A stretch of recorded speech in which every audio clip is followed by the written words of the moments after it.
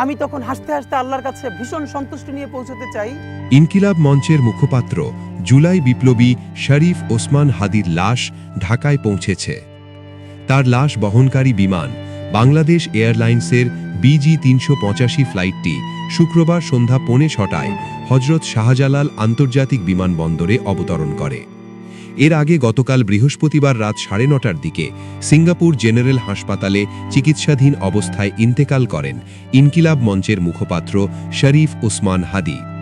তার মৃত্যুর খবর ছড়িয়ে পড়লে রাতেই সারা দেশ বিক্ষোভে ফেটে পড়ে। দেশের পাবলিক ও প্রাইভেট বিশ্ববিদ্যালয়ের শিক্ষার্থীরা বিক্ষোভ মিছিল করেন। ঢাকা বিশ্ববিদ্যালয়ের শিক্ষার্থীরা রাজু চত্বরে জড়ো হয়ে নানা ধরনের স্লোগান দিতে থাকেন। শাহবাগ মোড়ে অবরোধ করে বিক্ষুব্ধ ছাত্র জনতা। রাজধানীর অন্যান্য সড়কেও বিক্ষোভ মিছিল ছড়িয়ে পড়ে। রাজধানী ছাড়াও দেশে বিভিন্ন শহর ও অঞ্চলে প্রতিবাদ বিক্ষোভ হয়। গত শুক্রবার 12ই ডিসেম্বর রাজধানীর বিজয়নগর এলাকায় চলন্ত মোটরসাইকেল থেকে গুলি করা হয় রিকশায় থাকা শরীফ ওসমান হাদিকে। মাথায় গুলিবিদ্ধ হয়ে গুরুতর আহত অবস্থায় তাকে প্রথমে ঢাকা মেডিকেল কলেজ হাসপাতালে নেওয়া হয়।